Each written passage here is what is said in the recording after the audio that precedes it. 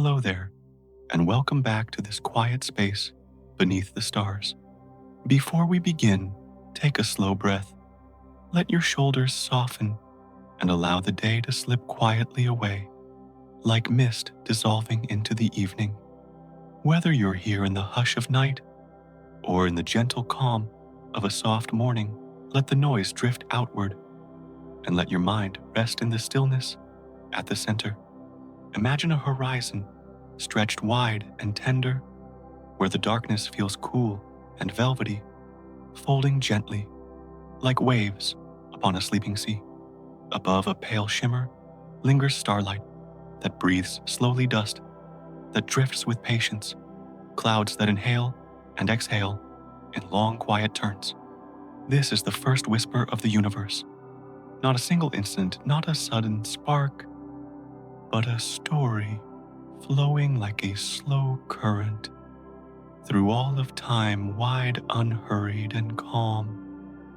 It is a tale of darkness, of light, and of the silence that cradles them both. What if the first voice of the universe was not a burst of fire, but a murmur softer than breath? And what if that murmur is still here, drifting around us like a secret folded into the quiet between stars? Where are you listening from right now? A dim room, a rainy evening, a warm corner before sleep, while we share this small moment under the same endless sky. If gentle journeys like this bring you ease, you're welcome to linger, to follow along. No hurry, just a seat beside the soft glow of the story. So let your thoughts fall into the rhythm of drifting light, and together we'll begin our quiet walk into the first whisper of the universe, moving through it like a tide that knows its way. It was as though the quiet words had drifted toward this point all along, and the flow of silence simply opened into another layer of stillness. The universe before form, before shape, before even the faintest gesture of creation, lay as a canvas untouched wide and unbroken, empty of line or color, waiting without urgency. It stretched in every direction, though direction itself was not yet real, and in that expanse there was only the softness of possibility, as though the very fabric of being had not yet chosen to weave. The image was not sharp, nor could it ever be sharp, for there was no outline, no border, no edge against which to measure. It was like the surface of night before stars appear, a field without pattern, waiting in endless stillness. This unmarked space was not heavy. It was not burdened with darkness, nor weighed down by silence. Instead, it floated in itself, a breath held across eternity, unbroken, undisturbed.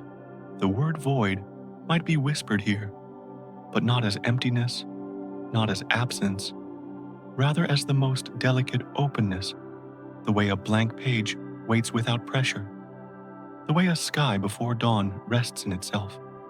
It was not the hush of something missing, but the hush of something not yet begun, a silence alive in its patience.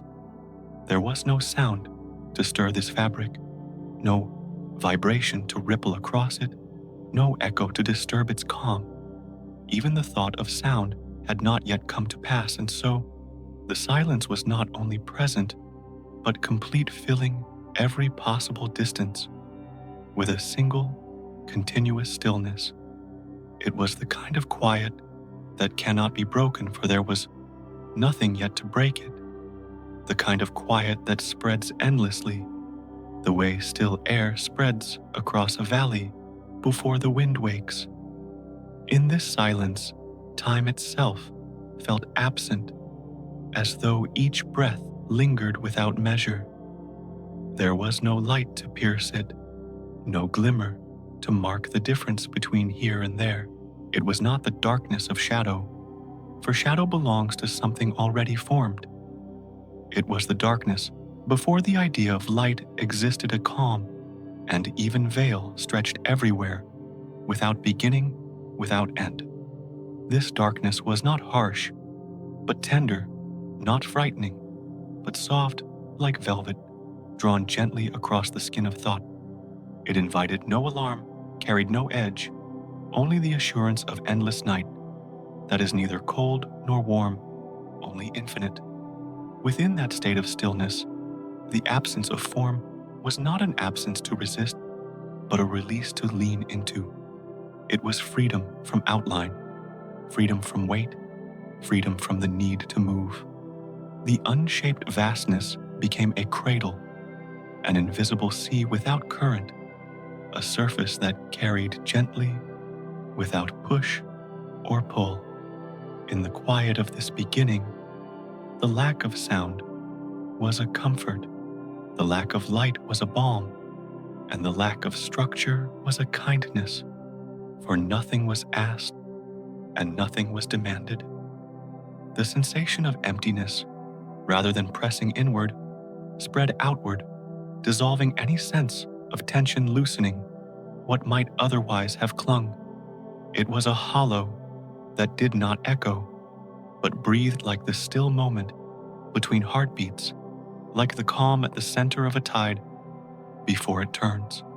To rest within that hollow was to recognize that the absence of detail is not frightening, but serene, that the unmarked field is not threatening, but soft, that what has no shape can still embrace gently. The universe in that earliest hush seemed to lean into itself unhurried, untouched, unformed.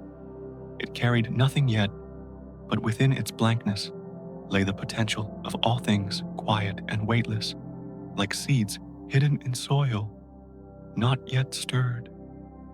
It was not a silence to endure, but a silence to rest in, and the openness of it allowed even the thought of rest to dissolve into something more natural, more effortless. It was the stillness of waiting without need of presence, without sound of darkness, without fear.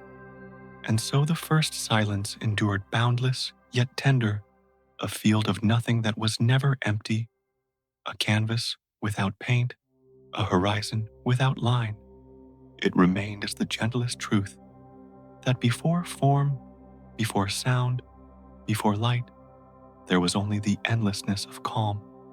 And within that calm, the hollow of space was not a weight to bear, but a release to surrender to the very first comfort of a universe not yet awake.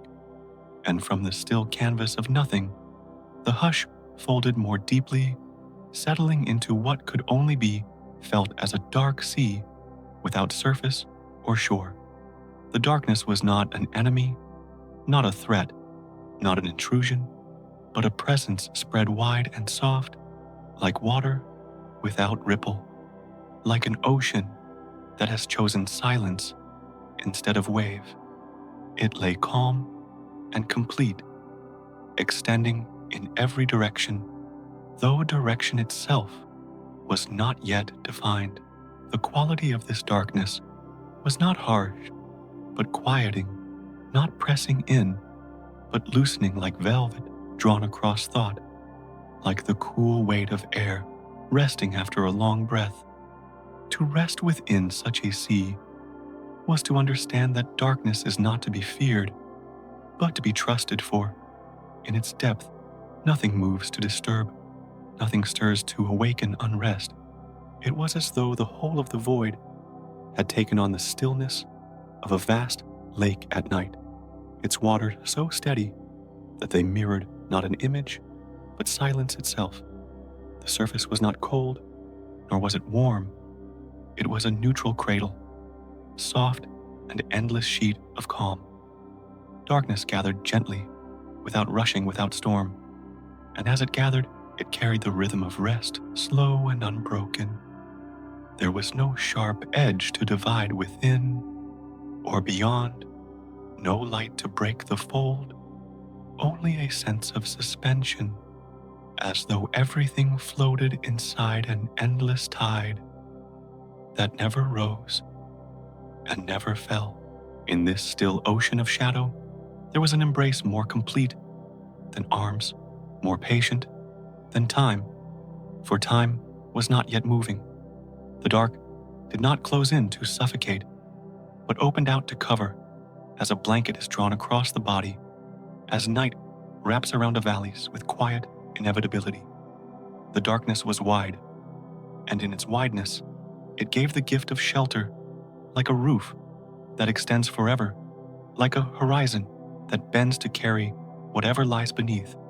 It was not a wall to resist, but a veil to soften, turning the vast expanse into a resting place. And within that veil was a pulse, a movement so slow it could barely be named. Darkness seemed to breathe, not with sound, not with light, but with the steady rhythm of something alive in its stillness. Each breath was longer than thought could measure, flowing outward, like the tide returning inward, like the calm of evening air. The inhale spread wide, the exhale folded close, and through this rhythm, the whole expanse seemed to pulse, as if the first heartbeat of the cosmos was hidden beneath its quiet surface. Darkness, then, was not absence, but breath in another form, and its steady exhalation carried calm into every fold of space. The sea of shadow continued boundless and deep, not marking where it began, not declaring where it ended, but holding everything within its embrace. It did not resist, it did not urge, it simply rested, and in its resting, it invited rest. The mind, drawn into such depth, could not struggle, for there was nothing to struggle against, only the ease of being carried, the still float of silence upon silence. The rhythm of darkness became the rhythm of peace, the slow assurance that no motion was needed, no sound was required, no light was missing. And so, the darkness remained patient and endless, with the softness of water that never moves and the strength of a tide that never breaks. It held the cosmos before the cosmos knew itself, and it whispered without voice that in shadow there is safety in stillness, there is breath, and in emptiness there is the comfort of being surrounded. Like a deep sea that does not stir, the darkness breathed quietly, endlessly, and with each breath the universe rested more deeply in its own beginning. In the calm that had no boundary, the silence itself seemed to lean, and in that leaning there rose the faintest quiver, like the breath of night remembering how to move.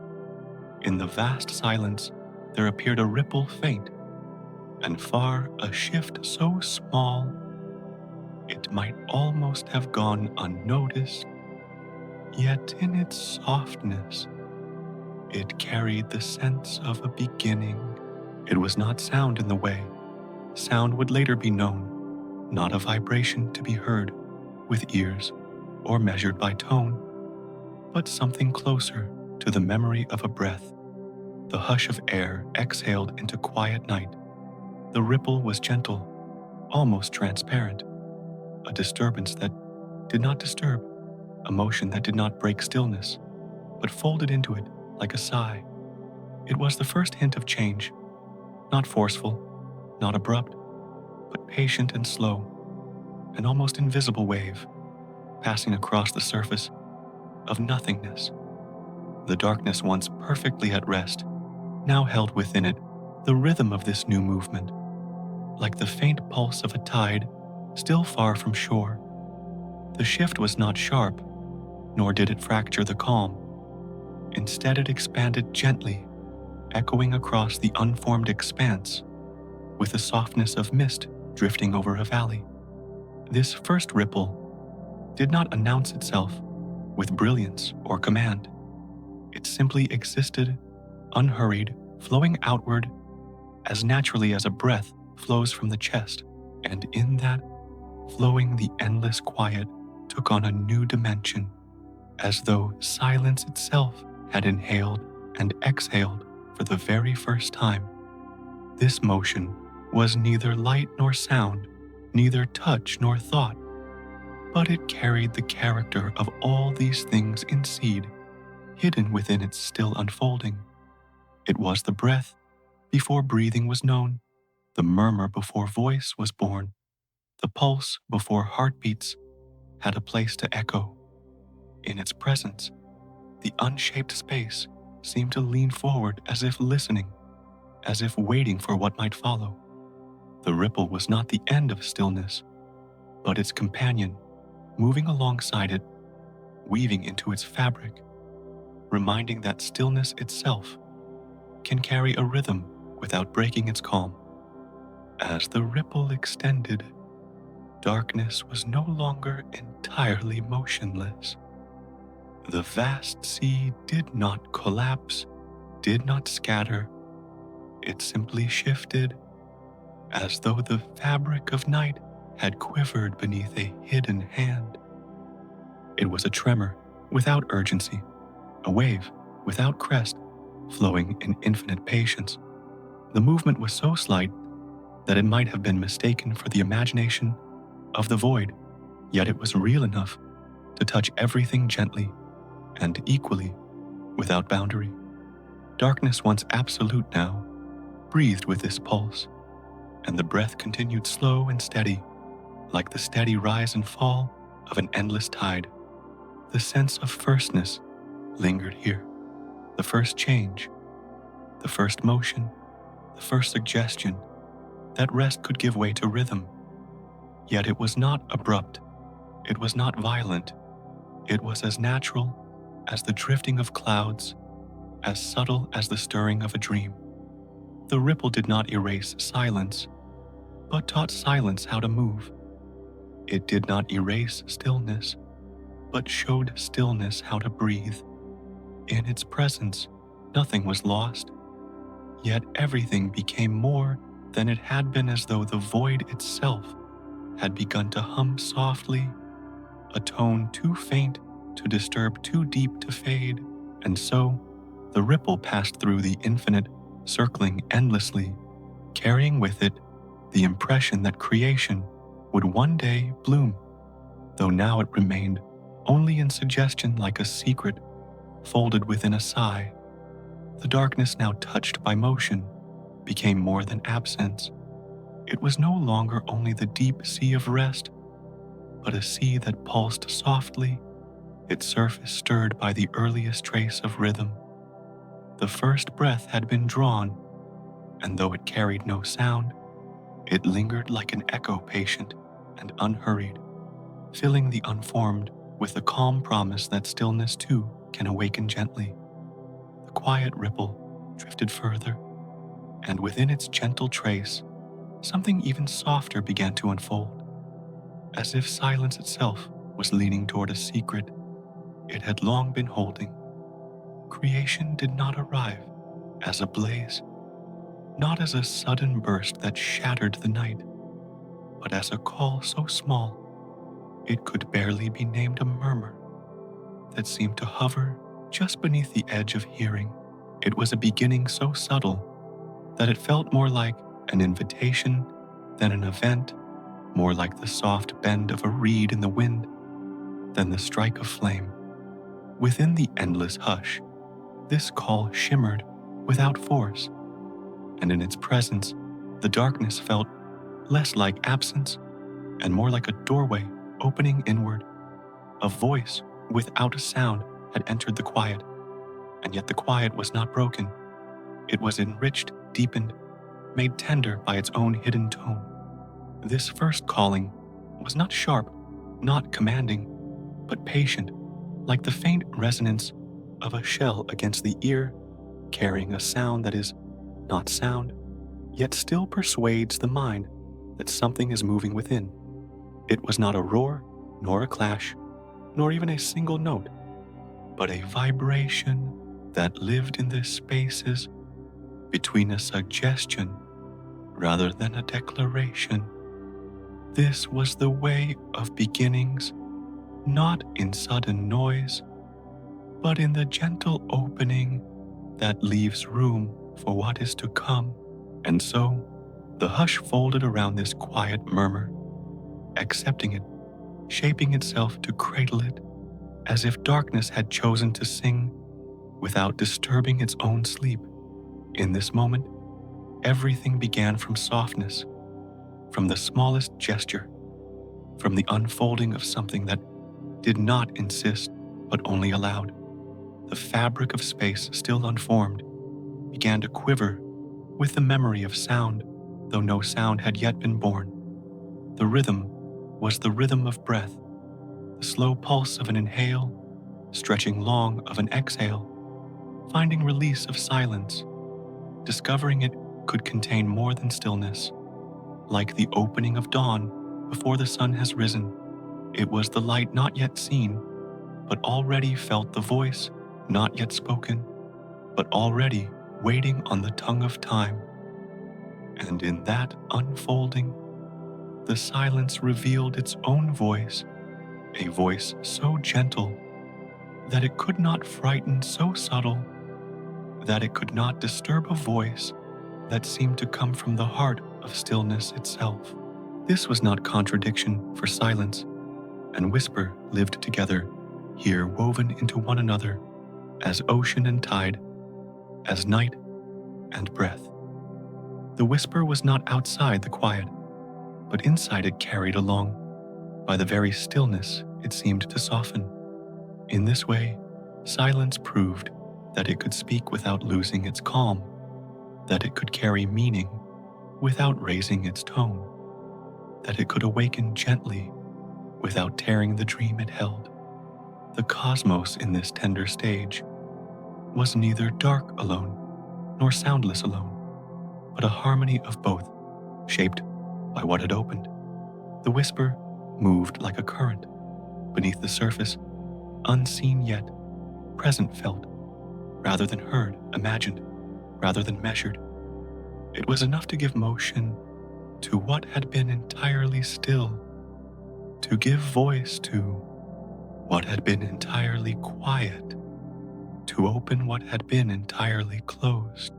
And yet nothing in this was harsh, nothing in this was sudden, for the first murmur was a lesson that the beginnings of worlds can arrive not through violence, but through the smallest unfolding, as soft as the touch of night upon the eyelids of sleep. The whisper lingered, circling gently through the silence, never overpowering, never pressing forward, only existing patient and unhurried. It was the first suggestion of presence, the first indication that emptiness might one day flower into form, that quiet might one day bloom into song. And even then, the hush remained, for the whisper was not an ending to silence, but its companion, its partner, its echo. Silence had not been broken. Silence had learned how to breathe with a voice softer than air. The murmur that had unfolded within the silence lingered gently, and as it lingered, the darkness itself seemed to draw closer, not as shadow pressing in, but as a vast cradle opening its arms. Darkness was not emptiness, not absence, not void to be feared. It was a resting place, tender and deep, stretching endlessly, like the embrace of night around a sleeping valley. In its stillness, it held the seed of comfort, surrounding all that might come, rocking the unformed world with patience too vast to be measured. To be within this dark was not to be lost, but to be sheltered, as though the cosmos itself lay in a cradle fashioned from its own calm. This cradle did not confine, did not restrain, but expanded gently like a blanket drawn wide across an endless plain, its folds smooth and unbroken. The darkness gathered without weight, and in its gathering, it quieted every motion, softened every edge, and gave rest to every trace of possibility. There was no sound within it, yet it sang in its own way, a lullaby, not of notes, but of stillness, a melody shaped from silence itself. The song of darkness was long, unhurried, unending, carrying with it the message that rest was the first gift of the universe. To yield into such stillness was to find that peace did not need to be sought. It was already present, breathing through the quiet, like air moving across a sleeping forest. Calm arose, not from effort, but from surrender, from the gentle recognition that nothing more was needed, that being held within the folds of the dark was enough. The darkness carried no sharpness, only softness, no command, only embrace. And in its embrace, the sense of rest spread like water, across stone, filling every gap, seeping into every corner, leaving no place untouched by its patience. There is an old telling from the lands of India, a whisper passed down as softly as night itself, that the universe rests within the breath of a god. They spoke of Vishnu, who dreams upon the endless sea, his chest rising and falling in infinite rhythm. When he sleeps, all of creation sleeps with him. When he exhales, the world begins to stir. When he inhales, the world dissolves gently back into quiet. In this way, darkness was never empty, for it was the dream of a god, a dream wide enough to hold stars and rivers, winds and mountains, hearts and silence. The cradle of shadow was not hollow, but alive, filled with the breath of eternity, moving without hurry. The myth was not a command, nor a doctrine, but a story folded into the hush, like a spark hidden within ash, a way to remind that rest is not nothing, that stillness is not absence, that darkness itself carries the weight of being alive. For within the dream of the god, the whole of existence was cherished, and the breath of night became the breath of all things. To imagine this was to feel that the cradle of dark was not only shelter, but memory, not only calm, but promise. So, the darkness rocked the cosmos gently, its lullaby unheard, but unending, its arms invisible, yet infinite. The first comfort of the universe was not in light, nor in sound, nor in shape, but in this cradle that gave rest to all beginnings. The deep shadow did not demand to be understood, nor did it require to be seen. It only asked to be trusted, and in that trust lay a peace greater than form, a peace that did not waver. And so, the silence continued, softened by the whisper of darkness, as cradle darkness, as dream darkness, as the first comfort of all. It was not a threat, never a void, but the velvet of night wrapping the seed of everything that was to come. And in that velvet, in that breath, in that dream, the universe was held, without weight, without fear, without end, resting in the quiet arms of the dark, rocked into being by the first lullaby of time. The deep cradle of darkness lingered calm and endless, until within its folds, a delicate shimmer began to drift, as though night itself was ready to dream of brightness. It was no blaze, no sudden burst that tore through stillness, but a line so small it seemed more memory than event, more suggestion than flame. The universe opened a single stroke, thin and weightless, like a thread of dust, catching a hidden glow. This first ray was not fire, not brilliance, not even color, but the faintest outline of possibility drawn gently across the dark.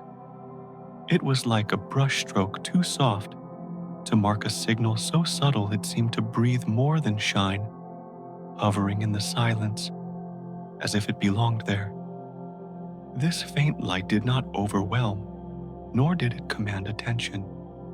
It moved like a whisper traveling through a quiet hall present, but never loud certain, but never forceful. Its nature was restraint, a softness that asked nothing, a presence that offered calm. The ray stretched like the thought of dawn, the idea of day before the sun has risen shimmering, just enough to remind that silence need not remain alone. It was a message without words, a sign without declaration, a trace that hinted at all that would follow. To see such a beginning was not to witness brilliance, but to rest within a signal almost too faint to be noticed. The darkness did not resist, it did not recoil, but allowed it to move across the void like a sigh moves across the lips of night. It was not war between shadow and light, but companionship, the opening of space to carry more than silence. The ray lay upon the horizon of nothing, like a feather, like a distant lantern glimpsed across an endless plain, so far away it could only be felt as a thought, a possibility.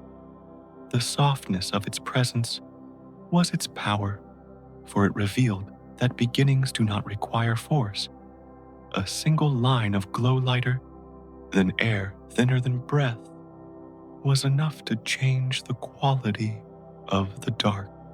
The still sea of shadow now held a reflection, a point to lean toward, a shimmer to balance the weight of silence. Not a roar, not a strike, but a gentle touch, the faintest reminder that stillness could hold more than itself. It was the smallest movement in the grandest field, and yet it was enough, for in its tenderness lay the first promise of form, the first promise of unfolding. This was the first blink of the cosmos, not the gaze of a burning star, but the flicker of an eyelid opening into dream. The light was like the eye of night slowly waking, like the delicate pulse of a heart testing its rhythm, like a child of shadow learning to breathe. It was not sudden knowledge, but soft awareness, not full awakening, but the brush of consciousness beginning to rise. In its gentleness, it carried no demand, only invitation, an invitation for silence, to grow into song, for stillness to open into time. And so, the ray remained stretching across nothing, thin and shimmering, refusing to dominate, choosing instead to linger. Its patience was its nature, its distance, its beauty. It did not strike the dark, it did not scatter the void, it only rested, glowing faintly, quietly, endlessly. The silence around it grew softer in response, folding around the shimmer like a cloak around a flame, not smothering, not consuming, only protecting. In this harmony, darkness and light became less opposites than partners weaving their first rhythm together in the loom of the void.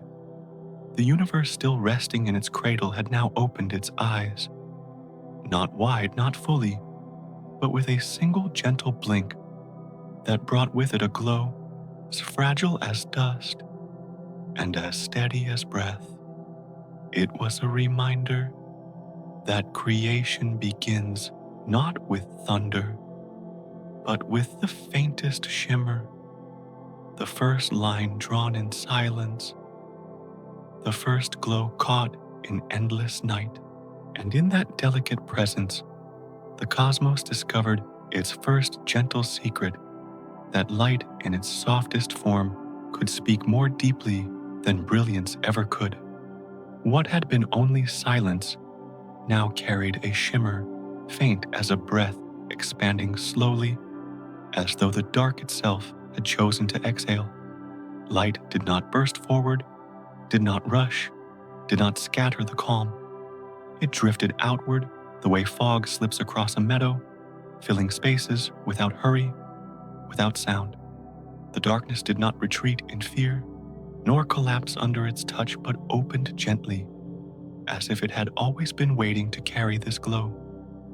In its unfolding, the radiance was more like breath than flame, more like dawn than fire, stretching slowly into what had once been only shadow.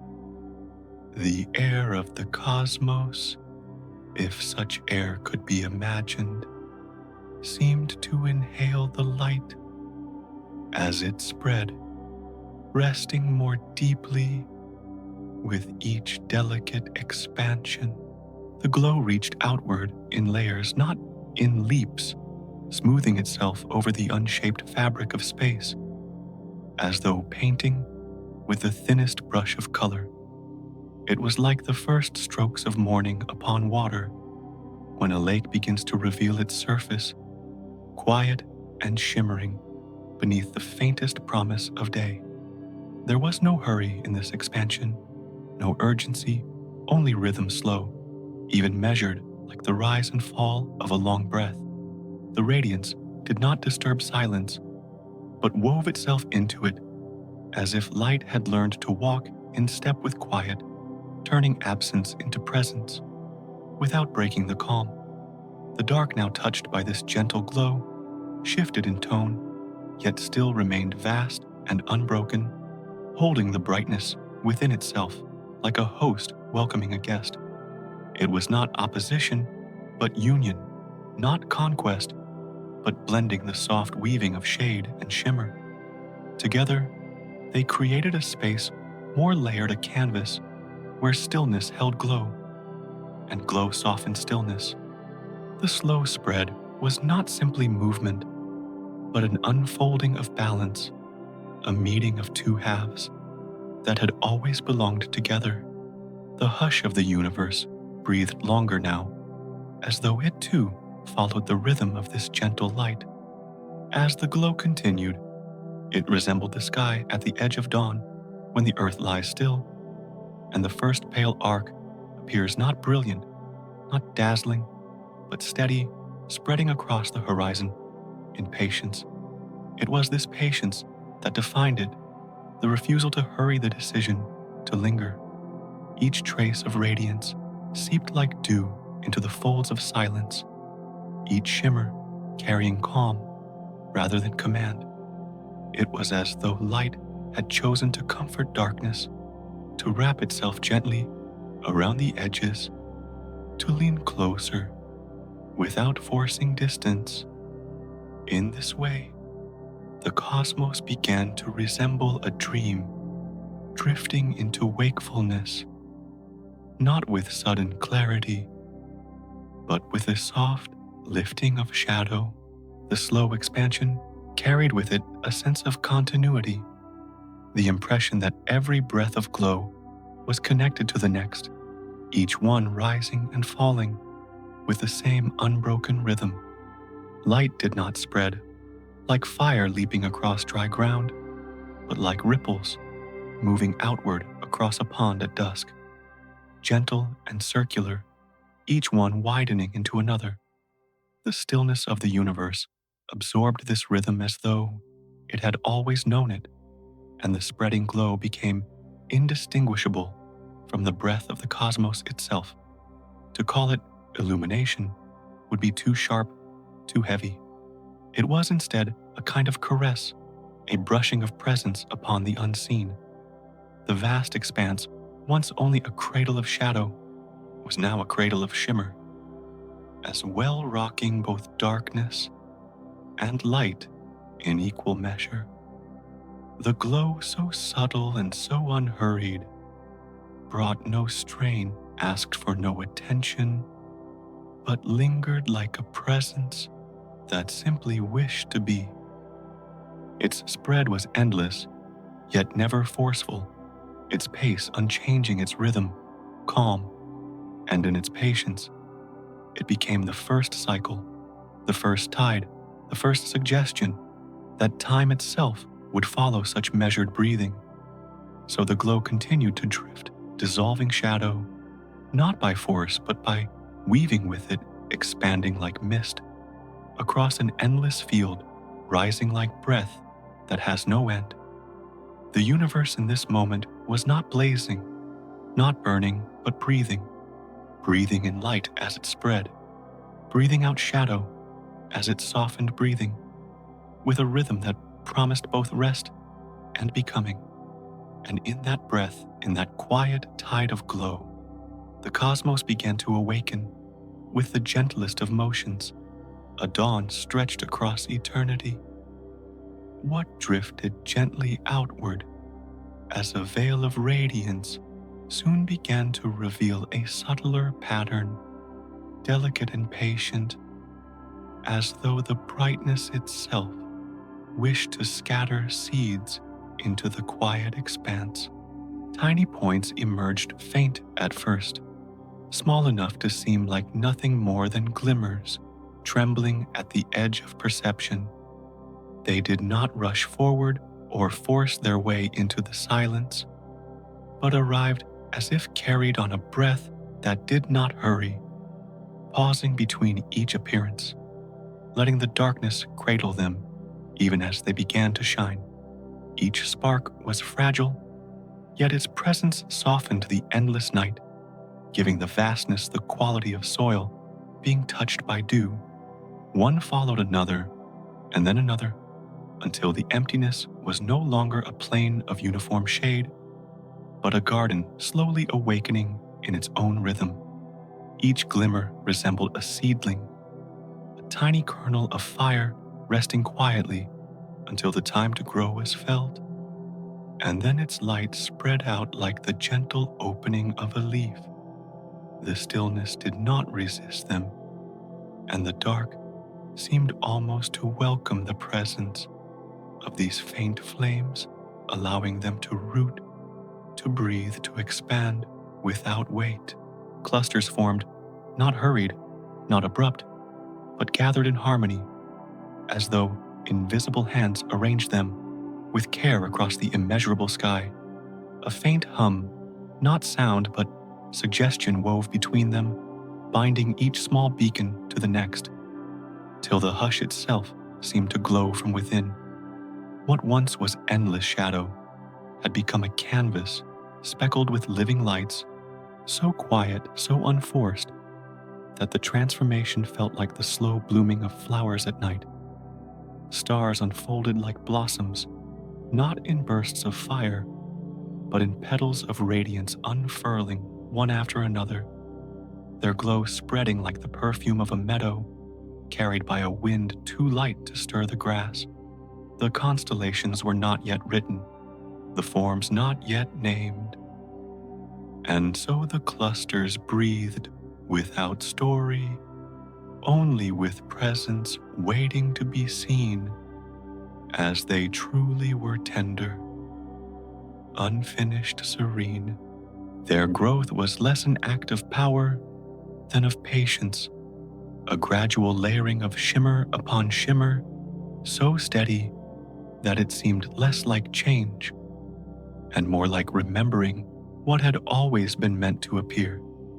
The darkness did not vanish. It lingered like the fertile ground beneath the blossoms, holding them in place, framing their shapes and offering its depth so that the brightness could be known. Without shadow, the seeds of fire could not be noticed, and so the two rested together, one folding around the other, in a rhythm that spoke of balance rather than opposition.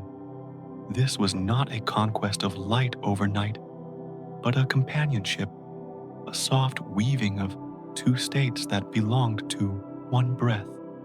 Every cluster shimmered as though breathing on its own, inhaling with a faint shimmer, exhaling with a dim retreat, a cycle so gentle it soothed rather than startled.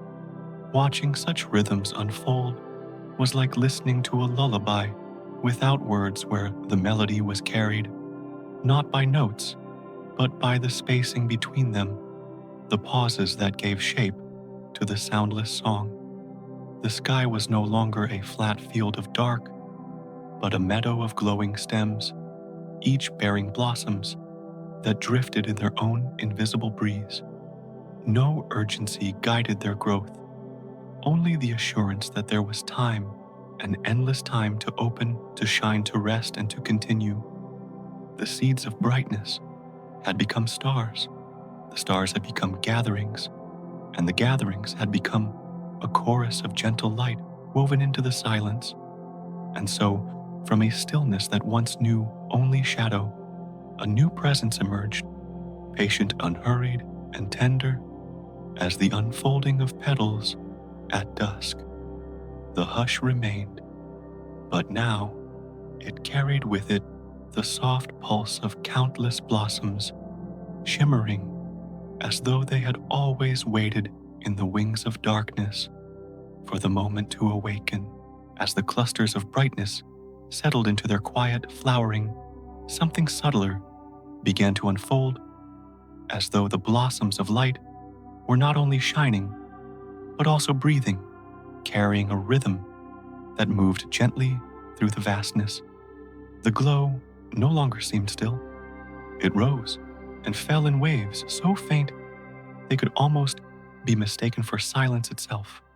Yet they carried with them the suggestion of a pulse, a steady inhalation and exhalation woven into the fabric of the cosmos. The radiance did not come only to be seen, but to be felt as presence, like the hush of wind gliding through tall grass, or the slow tide brushing the shore with patient hands. Each shimmer seemed to join this hidden cycle, offering not a spectacle, but a heartbeat. In that rhythm, warmth traveled quietly, spreading across the dark like the tender touch of morning air upon the skin of a still lake. It did not rush to fill the hole nor overwhelm the shadow it touched, but arrived gently, step by step, until the vast expanse carried with it a softness that invited rest.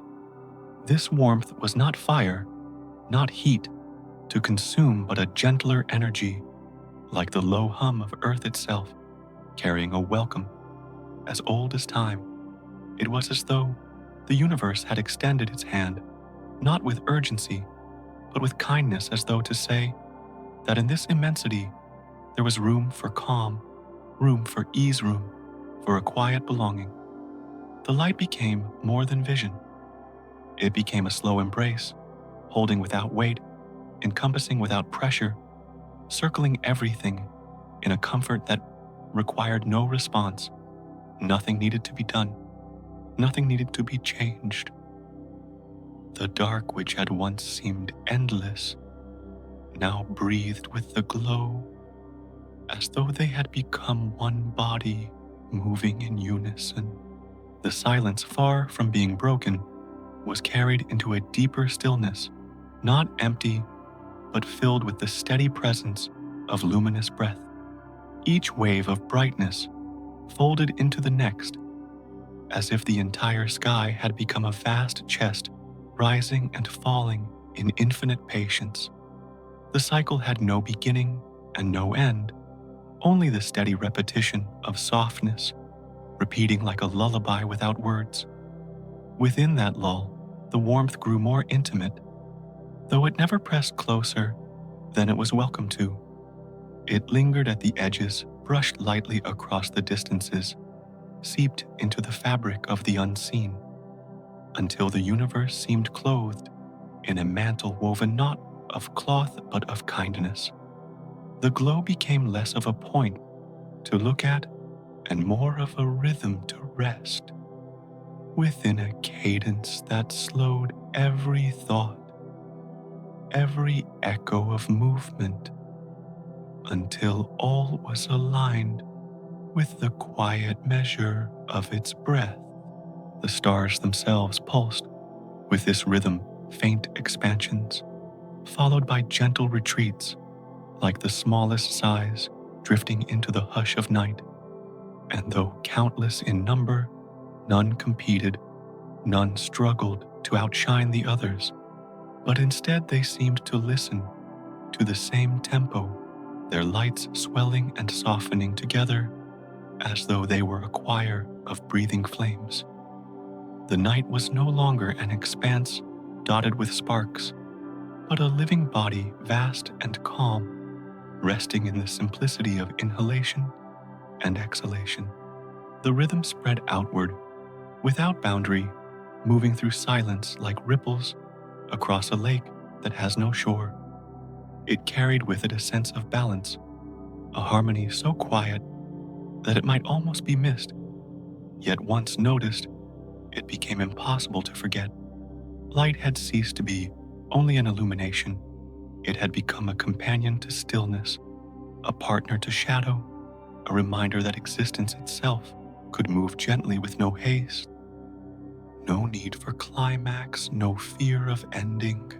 And so, the glow with its slow rhythm became less a thing to observe and more a place to rest, a cradle, woven of light and dark, rocking softly in the breathing of the infinite.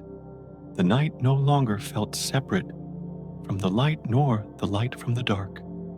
They had merged into a single endless lull, where every shimmer was both a greeting and a farewell, where every pulse was both an arrival and a return. The universe breathed, and in that breath was peace. The rhythm of radiance lingered unhurried, and from its calm expansion, another layer unfolded softer than a whisper.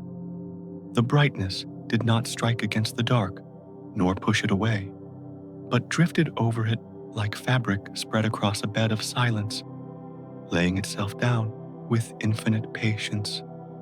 It was not harsh, not sharp, but woven of warmth so light it could only be compared to a shawl resting on shoulders. In the quiet of evening, a covering that asked for nothing but stillness. Light became not only a presence to be seen, but a texture to be felt like the tender weight of a cloth settling upon the body. Within that covering, thoughts slowed their restless movements, as if the very act of shining carried a lull that touched the hidden corners of mind and soothed them into pause. There was no command in its glow, only invitation, no urgency, only patience, as if it knew the natural pace of the universe was already slow, already deep, and only needed to be remembered. The soft radiance draped across silence, as though it had always belonged there, folding darkness into itself, without conflict, without demand. In this weaving, time itself seemed to loosen, uncoiling like thread, set free from its spool, moving not forward or backward, but in gentle spirals that returned again and again to calm. The dark had once been vast, and the light had once been new, but now they mingled so closely that they became inseparable, like two currents in the same sea. The warmth did not erase the coolness of shadow. Instead, it joined it, the way dawn does not destroy the night, but rests upon it until they are indistinguishable. The air of infinity seemed filled with this soft embrace, carrying with it the suggestion that nothing ever needed to be resisted, nothing ever needed to be feared. The old stories whispered of this too, though in their own quiet language. From the depths of the Greek imagination came the tale of chaos, the first darkness out of which Eros, the spirit of love, was born. From that love light began to spread. It did not come as fire or force, but as a tenderness rising from shadow, a reminder that brightness did not exist to tear apart what was before it, but to cradle it, to join it, to make the silent fabric of space even more complete. The myth carried a truth, not of science, but of comfort, that light is not the enemy of dark, but its companion, its soft echo, its patient twin.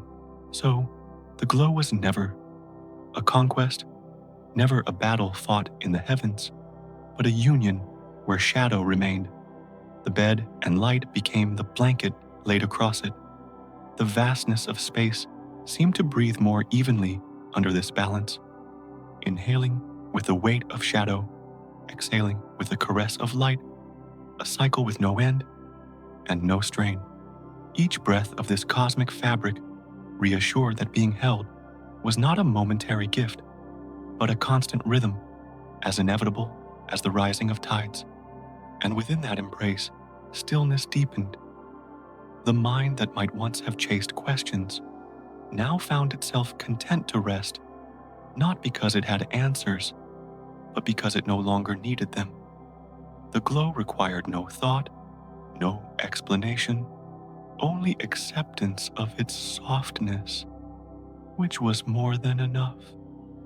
Darkness, too, was content, for it had not been diminished, only completed, folded into something larger and more tender than itself. The stars that had begun as scattered sparks now pulsed within this wide embrace, each one both separate and joined as though stitched together by invisible threads of light. They were not alone, nor isolated, but part of the same shawl spread across the sky, a fabric without seam or edge. The universe was no longer a stage of opposites, but a single cloth woven of night and glow warmth and hush. And so, the embrace lingered, not fleeting, but endless, the radiance resting upon infinity with the patience of one who knows eternity has no hurry. The light did not insist upon being noticed. It existed simply to hold, to soothe, to wrap the endless silence in a comfort so gentle it could only be compared to sleep itself. The hush of light lingered, and within its calm, a subtler motion began to ripple outward, not sudden, not sharp, but so faint it could have been mistaken for silence itself, stretching a little further. It was a wave, though not like those that strike upon a shore, but more like the breath of a sleeping sea, a rise and fall that carried no urgency. Each line of movement was as delicate as the vibration of a string barely touched, as though the fabric of the universe had been brushed by invisible hands. The sound was not sound, and yet it moved like music, a suggestion of tone woven into the stillness. The waves spread one after another, neither quick nor loud, but in patterns that resembled notes, drifting through air too vast to measure. They did not clash or collide, but arranged themselves like the first bars of a melody, soft and unhurried. Each ripple was like a key pressed gently, sending its resonance into the dark, not to fill it, but to remind it that it could sway, that it could hum, that even silence could carry rhythm. Between the pulses, the pause remained wide and deep, a reminder that music does not only come from sound, but also from the space between tones. It was in these pauses that the cosmos breathed, inhaling in the quiet, exhaling in the gentle undulations of wave after wave. The stillness became alive, not because it was broken, but because it revealed its hidden depth, like a calm lake, revealing its quiet ripples when moonlight falls across it. As the waves continued, they seemed to fold the universe into a wider song, one without beginning or end, where every ripple called another, and every echo softened into the next. It was not a performance, not an orchestra with grandeur, but a lullaby spread across infinity. Each vibration was mild enough to be mistaken for a sigh, yet steady enough to remind that existence itself was a rhythm. And in this weaving of gentle tones, darkness no longer felt empty. It became a canvas, alive with resonance, as though the void had chosen to sing softly to itself. No sharp edges, no sudden notes, only the steady unfolding of motion that mirrored the tide, the wind through high grasses, or the heartbeat resting in sleep. So, the universe did not burst into music, it drifted into it. The waves stretched further and further, carrying with them a softness that could never be hurried, a patience that only infinity could hold. The song was not made of words, nor did it need them. It was enough that it moved enough, that it swayed enough, that it invited stillness to become more than still. The image of keys on a hidden instrument arose not struck, but touched as though by memory, each tone fading slowly until it merged back into the quiet that had birthed it. And in that merging, there was comfort, for no note ever truly ended, it only returned to the silence, ready to be sung again in another form. Thus the first symphony unfolded, not for listeners, not for applause, but for the sheer existence of motion.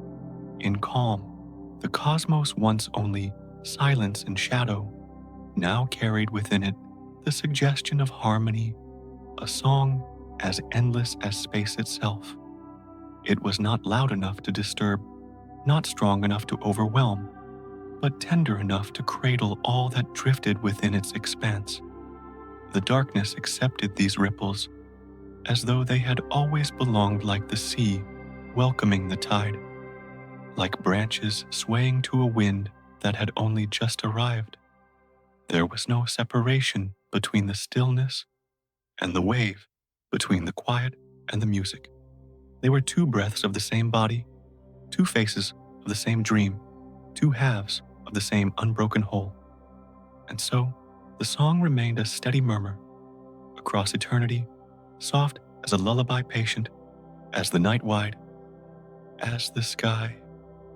It asked for nothing, promised nothing, and yet carried everything in its unhurried flow. The ripples of soundless music stretched outward, and in their wake, a softer resonance began to shimmer, as though the vastness itself had discovered an instrument hidden within its own expanse. The stars, newly formed, yet ancient in their glow, seemed to hum in voices too delicate for ears, but strong enough for the silence to carry. Each one sang not in bursts or shouts, but in notes so stretched and slow that they became more like tones woven into the fabric of night tones that drifted endlessly without ever ceasing. Their light was visible, but their song lingered deeper, felt as a vibration, like a whisper pressed into the heart of space. The music was not bound to one place, nor confined to one path. It poured in every direction, spreading across emptiness, like perfume in still air, faint yet unescapable. Each star added its own timbre, some soft and low as the murmur of a hidden river, others high and bright as a single note drawn from glass. Together they did not clash, but blended like strands of thread, weaving into a cloth, like petals forming the curve of a flower that opens without haste. In this gentle composition, silence remained the background, holding the sound in place, as a canvas holds the color of paint. Without silence, there could be no tone.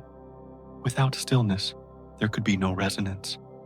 The stars did not fight the void, but leaned upon it, used its depth as their stage, allowing their distant songs to echo across gulfs too wide for measure.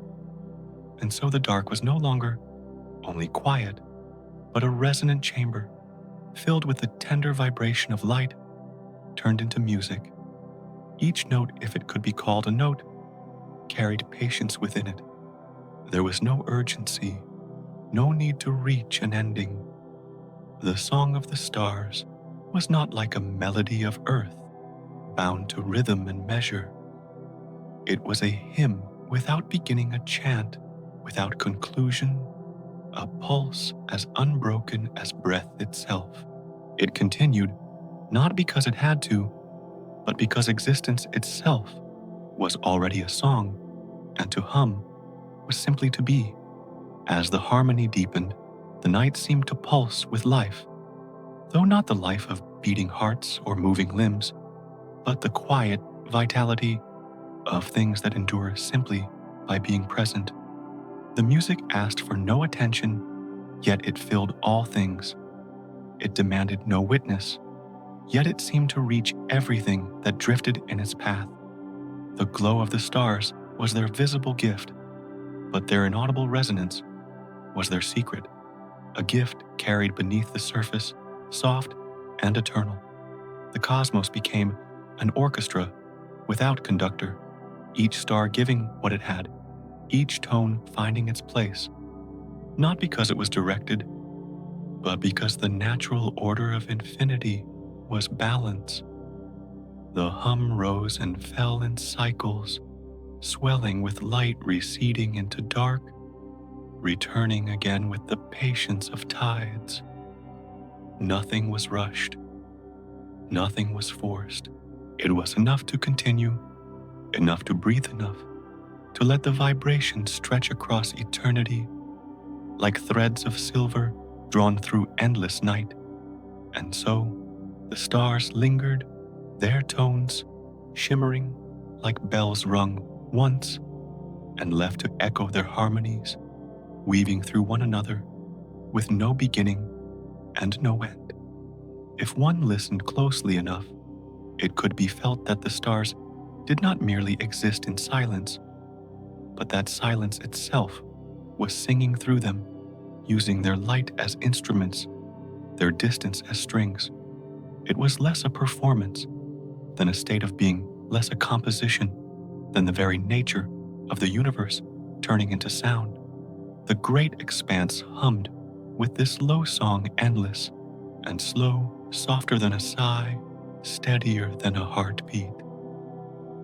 It carried within it the weight of rest, the reassurance of cycles, the calm that arises when nothing is demanded but presence itself.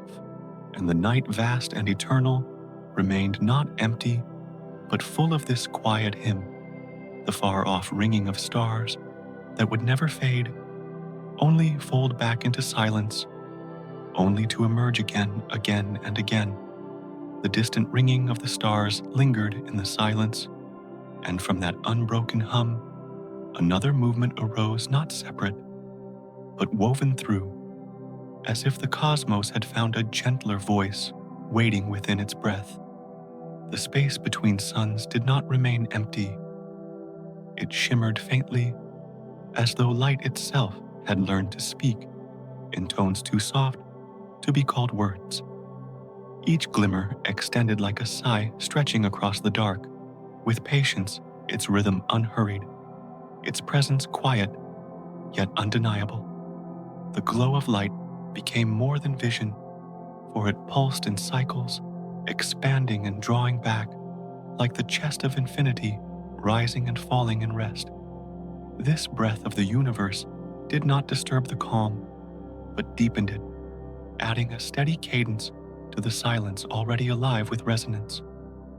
Where before there had only been the long song of stars, now the very fabric of space joined, vibrating with luminous threads, weaving together shadow and glow. It was not the kind of music that demanded attention, but a lull, a background so tender that it lulled existence itself into stillness. The dark, far from being broken, leaned closer to the light, and together they formed a melody too vast to end. In this song, light did not shine as a blaze, but moved as a soft tide, advancing and retreating, touching the edges of void, like waves against a shore, too wide for measure. The rhythm of this tide was breath long and unhurried, a respiration that belonged not to any one being, but to the cosmos itself. To witness it was to feel that existence was inhaling and exhaling, drawing life in silence, releasing life in silence with no urgency, no limit, no need for completion. The Song of Light was not confined to points alone. It expanded into fields, spread into patterns, each shimmer echoing another, each glow leaning into the next. Together, they gave the impression not of a scattered choir, but of one unbroken voice, vast yet tender, endless yet close, singing in the only way infinity could, by being. The stars glowed, the waves moved, and the space between them filled with a radiance that carried the sound of rest. It was a song that folded into itself, repeating without repetition, circling without closure, returning in every breath to the same unhurried cadence. No climax awaited, no sharp descent threatened. It was a hymn designed not for an ending, but for the continuation of being. Light would rise, light would soften, and within each change lay the constancy of rhythm, like a lullaby sung by eternity itself. The harmony deepened as the glow began to resemble not only light, but warmth, a gentle presence that caressed as much as it illuminated.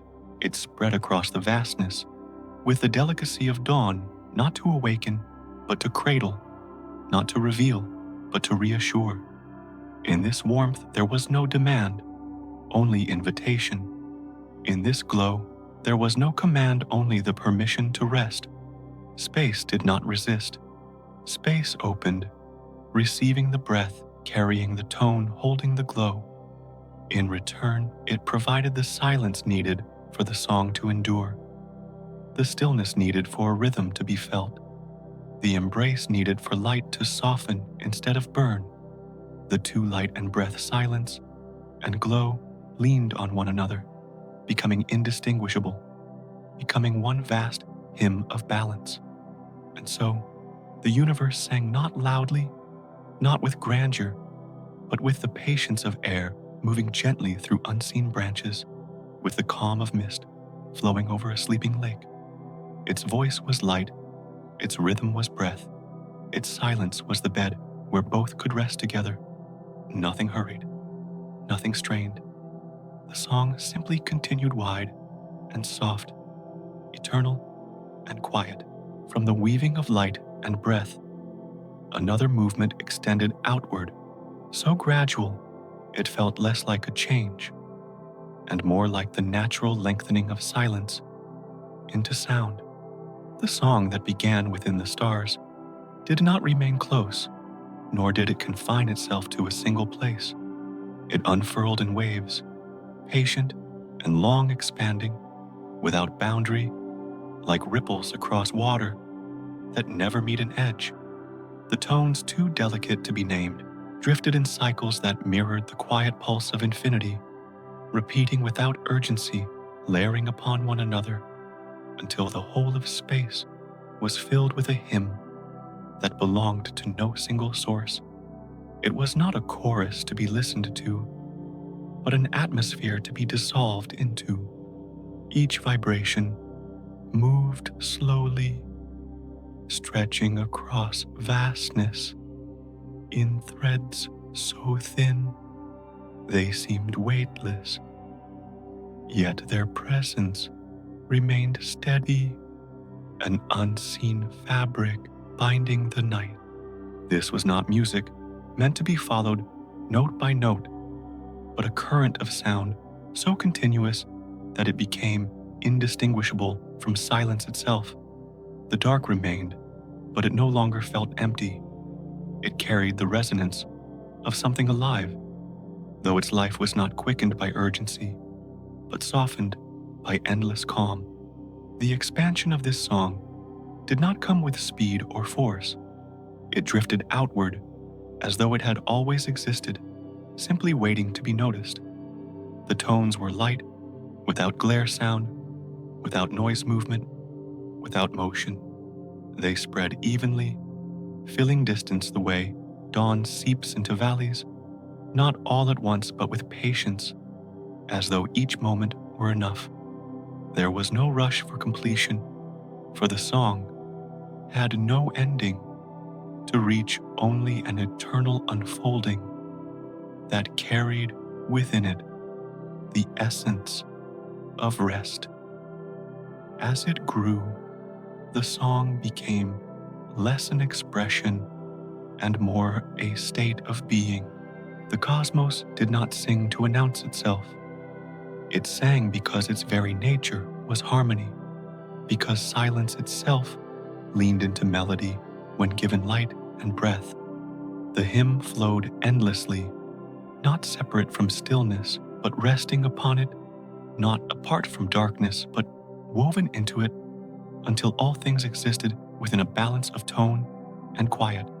This balance was wide and unbroken, like a horizon that cannot be measured, a tide that moves without ceasing, a cycle that repeats with neither beginning nor conclusion. In that continuity, the song gained strength, not by force but by persistence, not by height but by depth. It was a low hum, carried across eternity, more felt than heard, more sensed than known, steady as a heartbeat that does not falter, gentle as breathing in sleep. The spread of tones became a blanket of resonance, wrapping around the stars, folding through the void, laying itself gently across everything that floated in its path. It was warmth, without fire movement, without wind, music without voice, a hymn designed not to stir, but to soothe. Within its presence, even silence felt cradled, no longer bare, no longer stark, but filled with an unseen texture, as though every fragment of space had been given a place within the song. It was not uniform, for each note belonged to its own star, yet together they formed no dissonance. Each tone blended into the next, dissolving the boundaries of difference, creating an expanse where all sounds were one sound and all rests were one rest. This was not the grandeur of a symphony rising to climax, but the patience of a lullaby drawn into eternity, a melody so stretched and slow that it became indistinguishable from the rhythm of existence itself. And so the song continued, vast and steady, not calling attention, but surrounding all things with the reassurance of permanence. It did not grow louder, it did not fade. It simply remained, expanding as wide as infinity, echoing as deep as silence, carrying with it the calm certainty that, in the endlessness of space, nothing was demanded, nothing was hurried, and everything was already at rest. The vast hymn of light and breath lingered in the distance, and into that unbroken rhythm entered an older murmur, a story carried from voices long past, blending with the silence as though it had always belonged there. Among the first people of distant lands, it was told that the world was woven from a song so patient and so deep that it did not end when words stopped, but continued in the mountains, in the rivers, in the plains that stretched under endless skies. Each stone was said to carry a note, each stream a line of melody, each tree a pause held in stillness. To them, existence itself was not built, but sung, a fabric created not by force but by a vibration, not by noise but by resonance. In that telling, the ground was never just earth, but the body of the song slowed into form. The air was never only air, but the voice stretched into breath. The sky was never merely sky, but the lingering echo of tones too wide for ears. The world was melody embodied the visible shape of music that had been sung into stillness. Nothing stood silent, for silence itself was part of the song, a rest folded between notes, a pause that carried meaning as surely as sound. The story spoke of time not as a straight path, but as a cycle of verses, repeated and transformed, a chant that circled endlessly. The land in this way of seeing was not separate from music, but was the music given shape. Mountains rose not as stone alone, but as chords, made solid rivers, moved not only as water, but as refrains returning with each flow. In their view, life walked upon a score, written in sound, a song so wide that no being could know it whole, yet every step was a part of it. To rest within such a song was to recognize that all things were cradled by tone, all movements carried by rhythm. The earth did not need to speak loudly. It sang in whispers of wind, in the hush of nightfall, in the low hum that rose from deep ground and stretched toward the horizon. Even silence stretched, and patient was part of the harmony, a note too long to be noticed, but without which the melody would never remain whole. The tale told by voices watching stars as they drifted over sleeping lands suggested that the universe itself was still singing. The galaxies spread their chords, the stars provided tones, the darkness allowed the rests, and together the music wove not only landscapes, but the very calm that rested upon them. To hear it was not to strain for sound, but to surrender to stillness, to feel the world breathing with tones unbroken by time. This was not a song meant to awaken, nor a hymn meant to instruct. It was a lullaby, as wide as the horizon, designed to hold, not to move, to cradle, not to command. Each mountain stood as a low note, sustaining itself across centuries, each wave as a gentle refrain returning again and again, each shadow as the pause that made the light's melody possible. To live within it was to float upon music, to walk within harmony, to breathe as part of a chorus that never ceased. And so, the old story blended with the present hum, not breaking it, not altering it, but deepening its softness, reminding that the song of the stars was not apart from the earth, but echoed through every stone and leaf, every ripple and cloud. In this way, the lullaby of creation was not only above, but below, not only distant, but near, not only ancient, but eternal. The hymn stretched on as gentle, and even as before, covering the wide silence, with tones too slow to measure, too patient to disturb, too vast to fade. It continued not to end, but to remain reminding that in the quiet vibration of space and in the whispered legends of earth, all things were always already singing. The long hymn of creation drifted outward, and in its fading, another presence revealed itself, quieter than sound, softer than light, a calm that seemed to open as the music drew away. The tones that once spread like threads across the vastness did not vanish, but they withdrew into the fabric of silence as ripples sink back into the stillness of a lake. Their resonance lingered faintly, but only as memory, a shimmer that touched the edges of perception before dissolving into the wide hush. The departure was not abrupt, but gradual, a retreat so gentle it felt more like rest than absence, more like the completion of a breath than the end of a song. In that retreat, silence grew again, but it was no longer the hollow silence of beginnings. It was silence filled with the imprint of melody, silence softened by the memory of tones, silence carrying within it the the quiet assurance of something that had been sung. The calm was deeper now, like night after rainfall, like a sky cleared of clouds, like the soft pause after a sigh has left the lungs.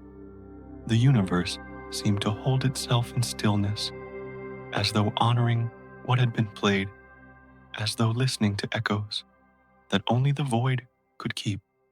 This was not silence as emptiness, but silence as presence, a presence that enfolded everything with an invisible hand. The stars still glowed, but they no longer hummed as before. Their notes had receded into whispers, and the vastness held them like secrets hidden beneath the breath of space. In their fading, the quiet became stronger, more complete, stretching across distance with the patience of eternity. The stillness did not press or weigh. It opened and released. It felt like an exhalation, stretched endlessly, leaving the air calm, leaving the sky balanced, leaving the vastness free of motion, yet full of rest. Within it, the faint memory of the cosmic hymn remained, but only as a distant thread, a softened echo, too far to disturb the calm. What lingered was a quiet so steady it seemed eternal, a lull cradling the universe within its rhythm. Each fragment of creation rested within that hush. Galaxies floated like lanterns, set adrift on dark water, their movement so slow it became indistinguishable from stillness. Light shimmered faintly, yet even its glow seemed subdued, as though it too had chosen to rest, to settle back into the rhythm of calm. Nothing was lost. Everything remained, but all within the gentleness of a pause as vast as infinity itself. The return to quiet did not erase the song. It carried the song within itself, like soil carrying the memory of rain, like night carrying the memory of sunset. The notes had not disappeared, but had sunk deeper, folded into silence, hidden beneath layers of stillness, where they could continue to hum, softly unseen, unheard, but always present. In this way, the calm became both an ending and a continuation, a silence that did not deny the music, but became its natural rest. And so the universe breathed again, long and slow in rhythm, with the stillness that expanded across its body. There was no rush to begin another sound, no urgency to fill the hush. It was enough to rest enough, to pause enough, to let silence cradle all that had been sung. The vastness, dark and wide, did not seem empty, but seemed whole, as though the quiet itself were the true song, the song too large for tone, too patient for rhythm, too eternal for change. The hymn had receded, but the calm remained. The music had drifted away, but what it left behind was not loss, only fullness, only balance, only the wide embrace of silence covering everything like a soft sky. And in that wide embrace, the universe seemed to sleep, not in forgetting, but in remembering, not in darkness, but in rest, not in silence alone, but in the deep music of quiet itself. The silence spread its wide wings, and into its depth the brightness that once sang began to soften, drawing itself inward with the patience of dusk, folding over a long horizon. The light did not vanish, but it quieted its radiance, dimming into something gentler, like embers cooling beneath a night sky, glowing faintly as though wrapped in the hush of the dark. No flame flickered, no blaze startled.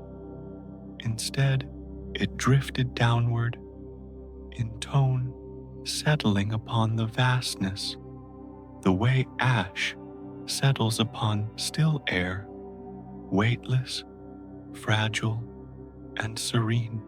The glow that once reached outward now curved back, folding over itself in silence, leaving the universe touched not by brilliance, but by softness.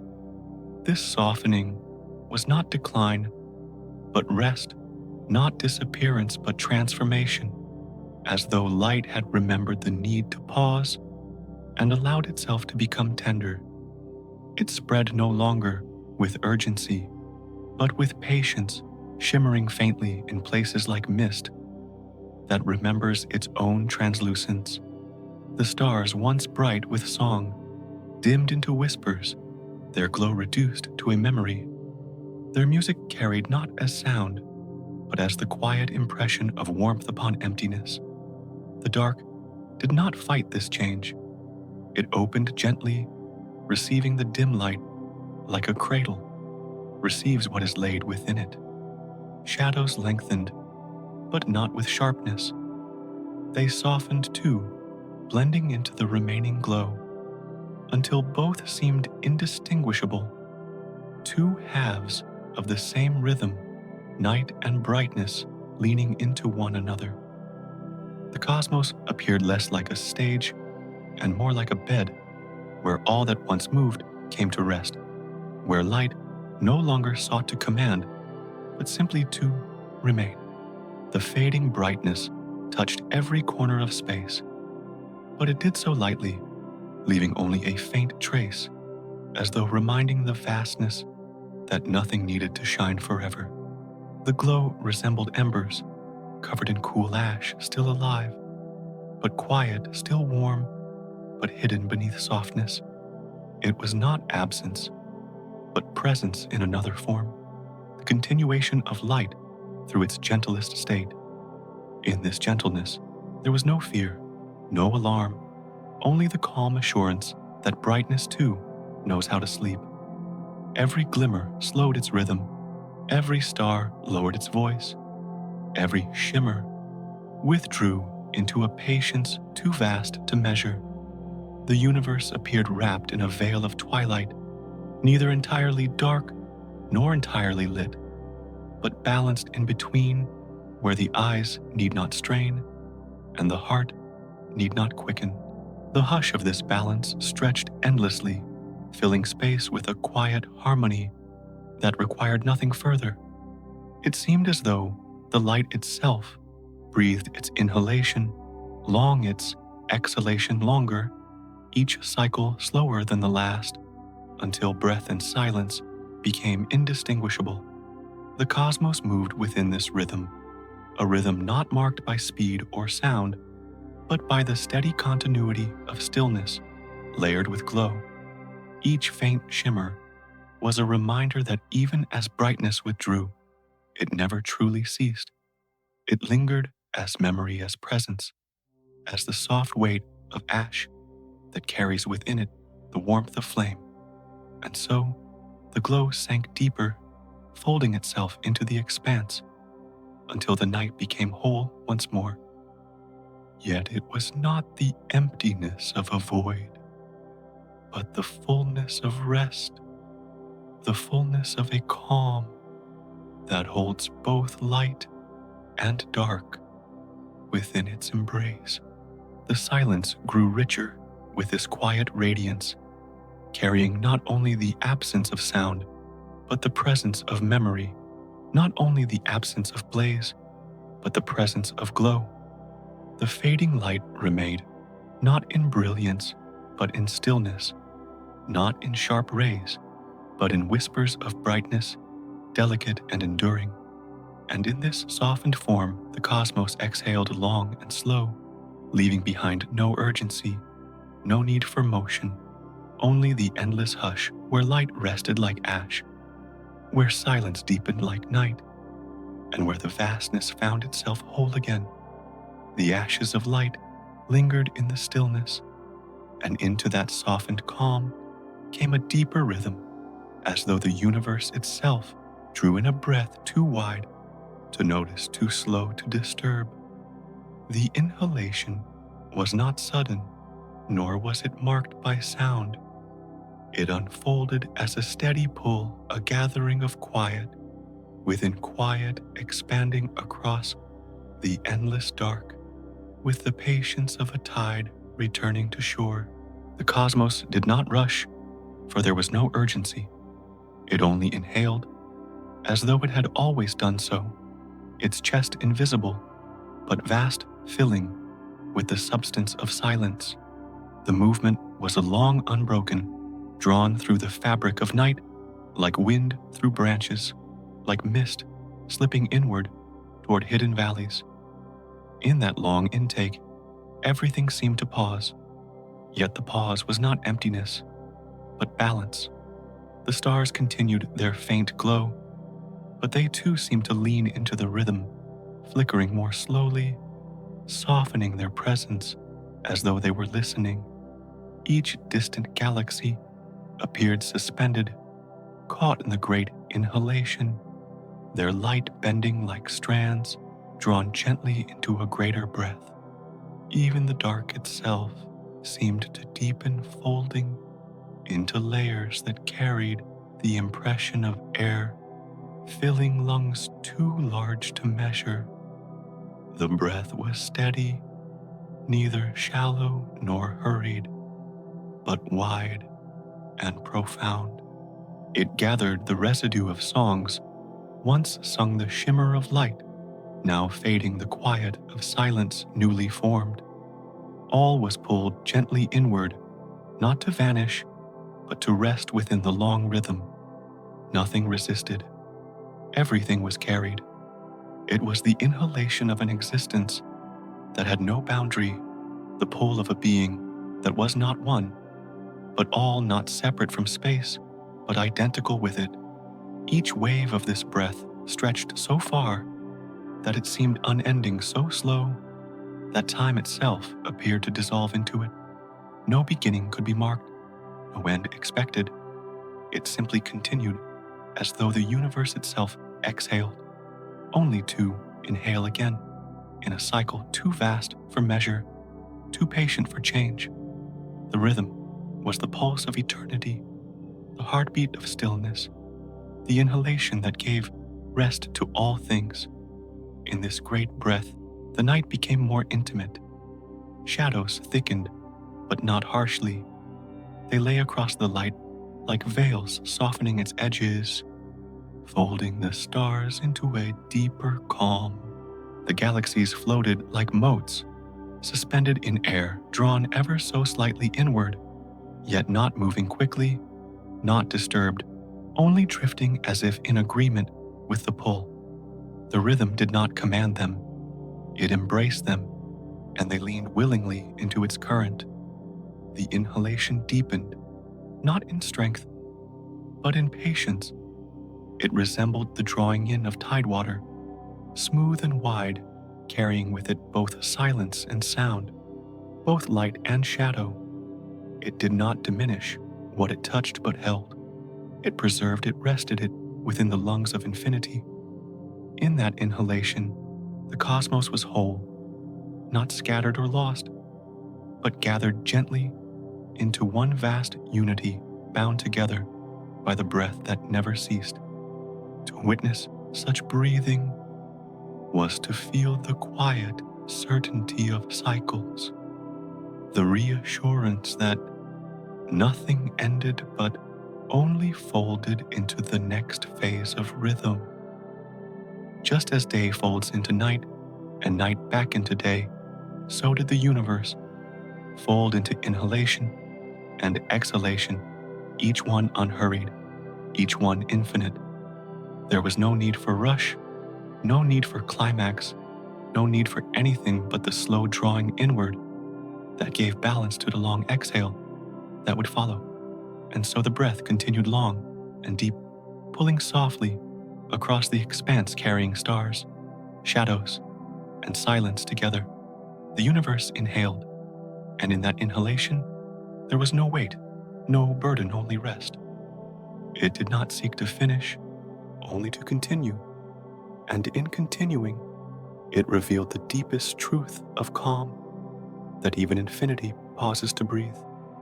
The long breath of the universe lingered, and as it stretched into stillness, the space around it opened wider, becoming less a void and more an embrace spread across infinity. The vastness did not press outward with force, but unfolded quietly, like arms extending without haste, circling all that drifted within. The darkness remained, yet it felt softer now, no longer distant or remote, but near like the fabric of night drawn gently around the edges of stars.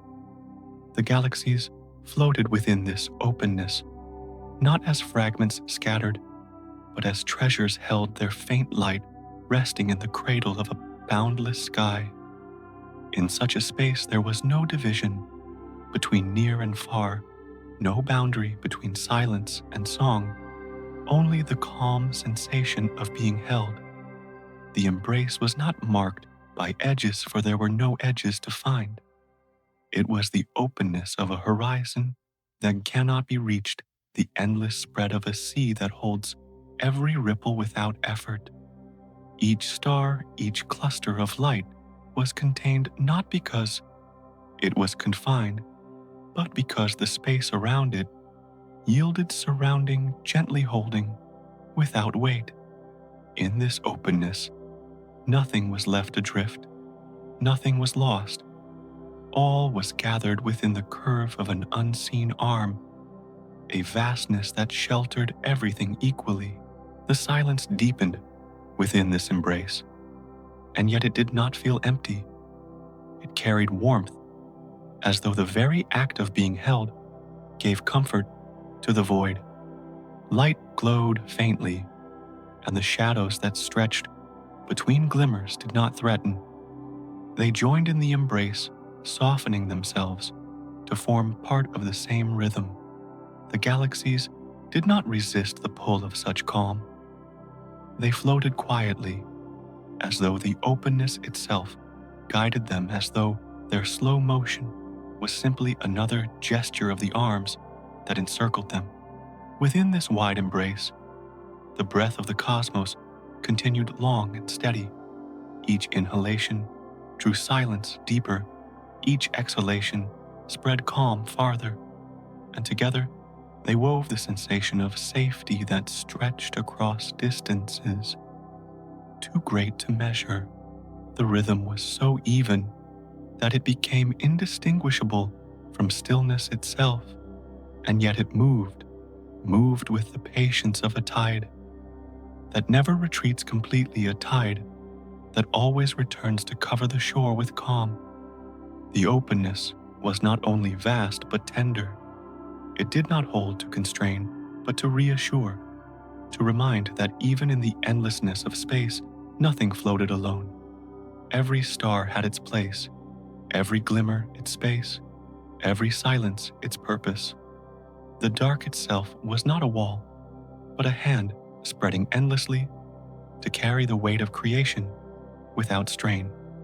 And in this carrying, the universe revealed its gentlest truth, that even infinity can feel like shelter. The embrace did not need to end, for it was not a gesture of time, but of being. It had no beginning that could be traced, no conclusion that could be marked, only a continuity that folded over itself endlessly. In that continuity, calm grew deeper, and in that calm light softened further. Shadow rested easier, silence settled more completely. The rhythm of breath continued, but now it seemed less like motion and more like presence, less like change and more like the natural state of all things. The vastness remained open wide and unbroken and yet intimate, surrounding each fragment as though it had always been meant to be held. The stars shimmered faintly within, not as points alone, but as part of a pattern too wide for vision, a pattern not drawn with lines, but with the steady reassurance of openness. The galaxies drifted, the silence lingered, and the arms of infinity continued to circle, without limit, patient, endless, tender. And so the universe rested in its own embrace, a vastness without edges, an openness without end, a cradle spread across eternity. It did not hold tightly, nor did it release. It simply remained like the horizon that always waits, like the sky that never closes, like the arms of night that fold around the world softly and without end. The embrace of space lingered, and within that endless openness, an older wisdom seemed to surface, as if the quiet itself remembered stories once whispered about balance and rest. In the old belief of distant lands, the world was seen not as chaos alone, nor as light alone, but as two rhythms breathing together, yin and yang, shadow and glow, silence and tone. They were not rivals, locked in struggle, but companions moving in cycles, leaning toward and away from each other, like waves rolling endlessly across a shore. Where one receded, the other returned. Where one grew soft, the other brightened, and in their alternation lay the harmony that kept existence steady. This balance was never fixed, never frozen. It pulsed with the patience of breath itself, drawing in and releasing, expanding and folding, a rhythm so natural that it could be felt even in the quiet of night. Yin was the rest, the pause. The shadow stretched long across the horizon. Yang was the brightness, the stir of movement, the warmth rising with the dawn. Together, they were not halves, but one whole, one breath inhaled and exhaled across eternity. The universe too seemed to echo this cycle. Its long inhalation filled the silence with calm. Its slow exhalation spread light into shadow, and in both directions the balance was kept. It did not favor one over the other, did not cling to brightness or shadow, but allowed both to flow naturally, as tides do, as seasons do, as lungs do, when no thought interrupts them. This balance was not something forced. It was simply the nature of being the pulse of all things alive. To rest in such a rhythm was to find peace, for within it there was no conflict, no need to hold fast, no need to resist. Shadow was not the end of light, and light was not the destruction of shadow. They were partners in an endless dance, circling each other, gently making room for each other, allowing the vastness to remain whole. The night carried within it the promise of day, and the day carried within it the return of night, each one leading softly into the other. In this way, the cosmos did not need to blaze forever, nor did it need to remain silent without end. It moved between its states, not hurried, not abrupt, but in a measured cycle that reflected the calm truth of yin and yang. The inhalation of stillness gave rest to light, and the exhalation of radiance gave form to shadow. Neither was lost, for both were parts of the same eternal breath. The harmony stretched outward, filling the galaxies, folding through the stars, seeping into the spaces where silence lingered. It was a reminder that rest was not absence, but necessity, that even infinity requires pause to remain whole. The universe, wide and unbroken, did not sustain itself through endless motion, but through the balance of movement and stillness, of brightness and dark, of sound and quiet. It continued because it rested, and it rested because it continued. The old wisdom saw this not as mystery, but as nature itself, a truth, as simple as the rhythm of lungs rising and falling. To breathe was to live, and to live was to balance. The cosmos in its great cycles reflected the same truth, reminding all that rest was not the opposite of life, but part of its unbroken flow. And so the space remained in equilibrium, wide and soft balanced between tones and silences, shadows and glimmers. It carried no tension, no sharp divide, only the endless motion of a breath too large to be measured, too gentle to be broken. Yin and yang continued to circle, two currents of one ocean, two notes of one song, two halves of a single breath that never ended. The quiet balance of shadow and light lingered, and from within that calm, the universe continued its song unbroken, as though silence itself had chosen to hum forever. The lullaby was not carried by instruments or voices, but by the gentle rhythm of existence itself. Every star glowed like a note stretched endlessly across time, every shadow folded like a pause between tones, and together they created a melody that asked for nothing more than to remain. The song did not begin with a flourish and did not lean toward an ending. It flowed like a river without source or mouth, a stream that only moved because motion was its nature. The hum of galaxies, the sigh of light, the stillness of night, all joined, weaving an atmosphere of sound too soft to disturb, too steady to fade. It was a song heard not with ears, but felt in the slow pulse of calm, sensed in the weightless drift of stars across an open sky. The tones spread far, but never pressed wide, but never heavy, like the faint shimmer of moonlight across still water, like the hush of wind through branches that hardly stir. To rest within this lullaby was not to listen, but to sink, to be carried, to allow the rhythm of the cosmos to rock all things in patience.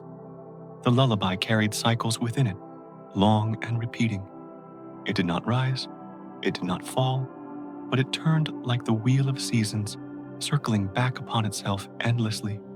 Each turn was familiar, yet never the same, each refrain steady, yet always new, like waves returning to the shore, with patterns so alike and yet unrepeatable. The universe seemed to lean into this repetition, allowing its breath to stretch endlessly, to rest within the motion that never ceased. The stars joined gently, not with brilliance, but with steadiness, their light resonating like chords drawn across a wide expanse. Darkness held them, carrying the melody forward, letting the rests become as important as the tones. In the spaces between, the lullaby deepened, softened, became fuller, reminding that silence was not absence, but a note stretched beyond hearing, part of the song that could not be set apart. This was no performance, no display, but the natural hum of existence moving in its own rhythm. The galaxies swayed within it, the stars drifted across it, the void itself carried it like an echo, too vast to fade.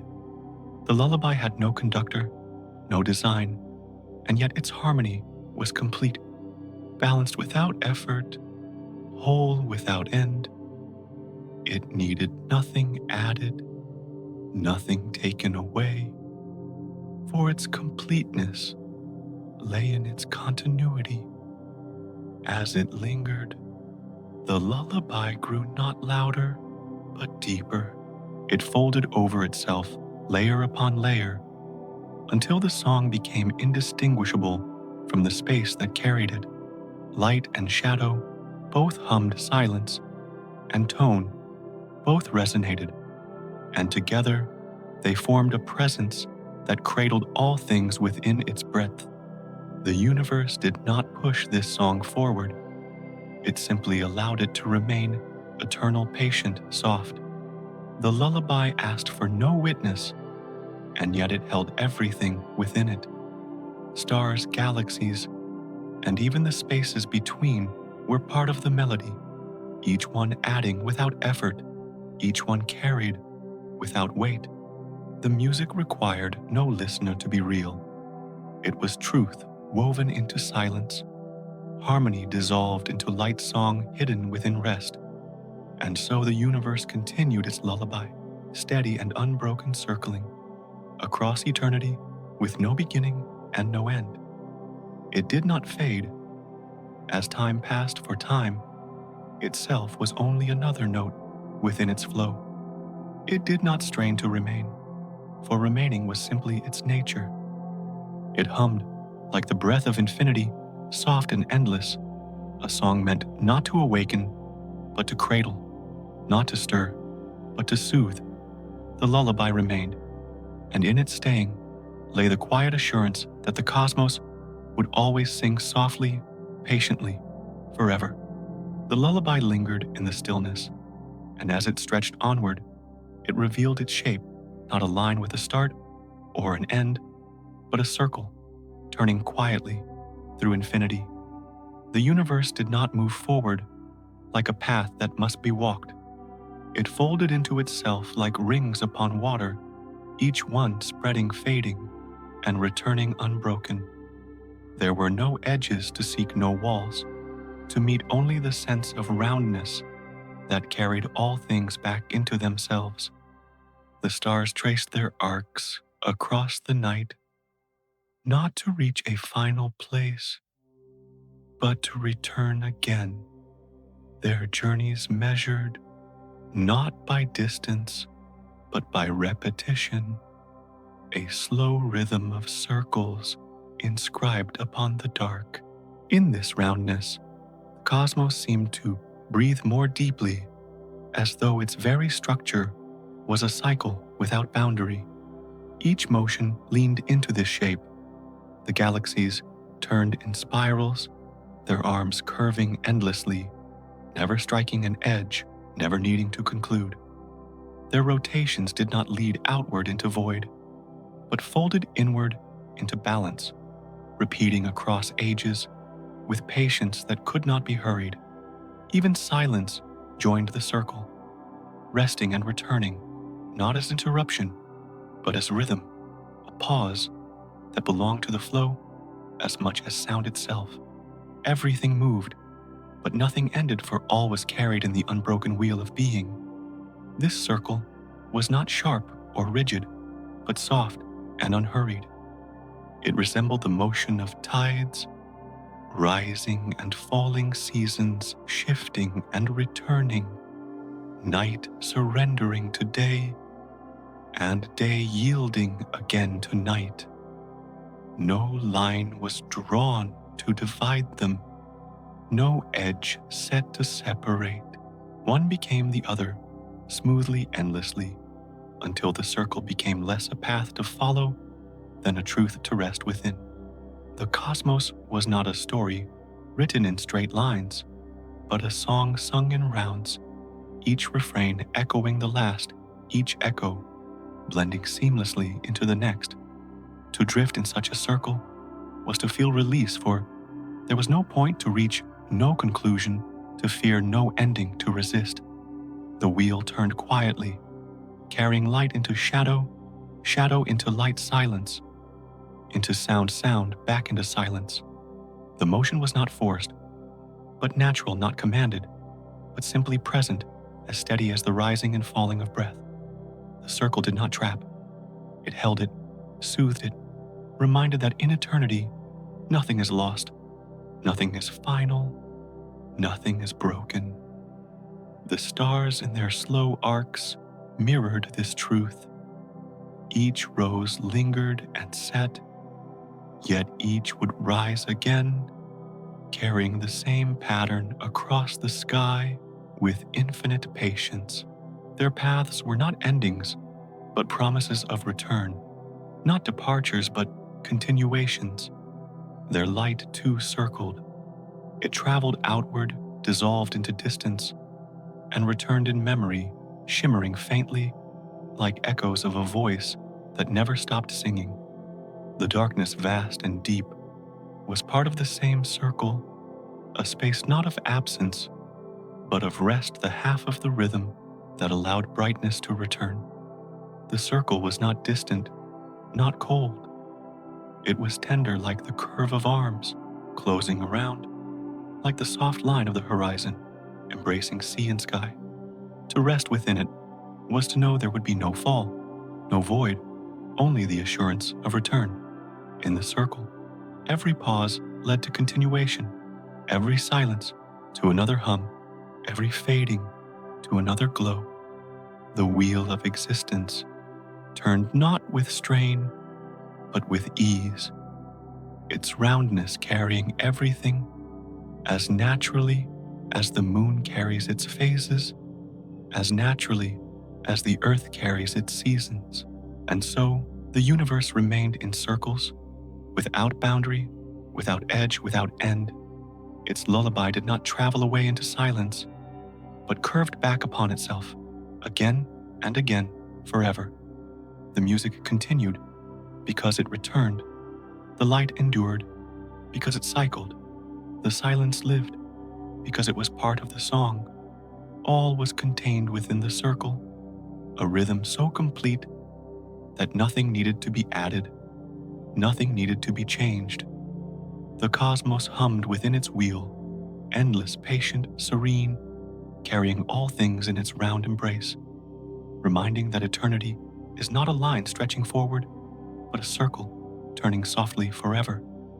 The circle continued to turn, and within that endless rhythm, all forms of being seemed to dissolve gently, not as a loss, but as a return, folding themselves into the motion that carried everything without pause. Existence did not resist.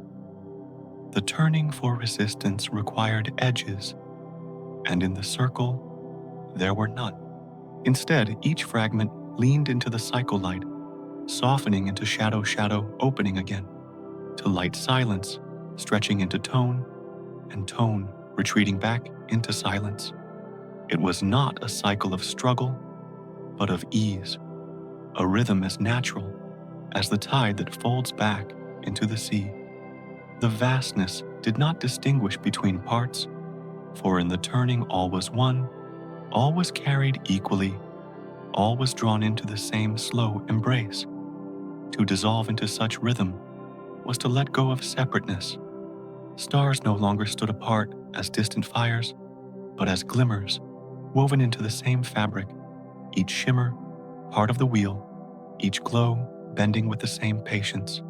Galaxies curved in spirals, not to expand endlessly, but to rest within the turn itself, their arms stretching outward, yet circling inward, their motion, both movement and stillness at once. Even silence became indistinguishable from tone, for both belonged to the same unbroken pattern, folded seamlessly into one another. The rhythm carried everything, not forward, not backward, but around like a wheel, turning without haste, like branches swaying in wind, too gentle to feel like a breath inhaled and exhaled so slowly that no difference could be marked between the two. Existence in surrendering to that rhythm was not diminished. It was fulfilled, completed by the certainty that there was nothing beyond the turning, nothing apart from it. To be was to flow within it. To exist was to be carried by it. The circle's embrace allowed every form to fade into continuity. Each light dissolved into the vastness, but in dissolving it remained transformed into the hum that filled the night. Each shadow expanded into silence, but in expansion, it became part of the same rhythm, no longer absence, but presence in another form. All that once seemed separate blended into harmony. The distinctions softened until they became invisible, until the only truth left was the unbroken turn. This turn was not hurried, not sharp, but smooth, wide, and unending.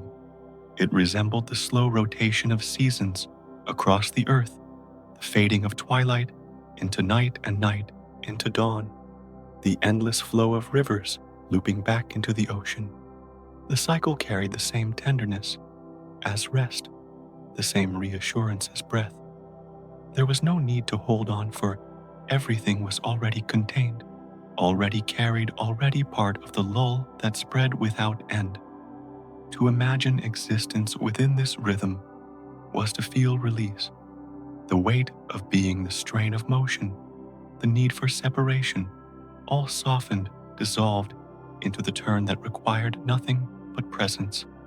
The stars turned, the galaxies turned, even silence itself turned, all within the same wheel, all within the same endless lullaby. The motion was not a task, not a command, but a natural unfolding, the quiet truth that everything belongs because everything is already part of the rhythm, and so, in that turning existence, became indistinguishable from the circle itself. To speak of stars or galaxies or silence was no longer to speak of separate things, but of facets of one rhythm, one lull stretched endlessly across eternity. The wheel did not end, and therefore nothing within it ended. The song did not cease, and therefore nothing within it was lost. Existence itself dissolved into the hum, the glow, the turn, the lull, soft, patient, unbroken. The universe did not stop singing. It simply allowed all that was to become part of its song to blend to rest, to dissolve into its infinite rhythm. And in that dissolution, everything remained carried forever within the circle that turned, without edge, without ending, without pause. And in the quiet rhythm that carried all things, another path seemed to open, not away from the circle, but as if extending it gently, like a ripple that continues long after the stone has vanished into water. Sleep was not an ending, but a continuation, a slow unfolding of the same current that guided galaxies and tides. It was a journey without departure, for nothing was left behind.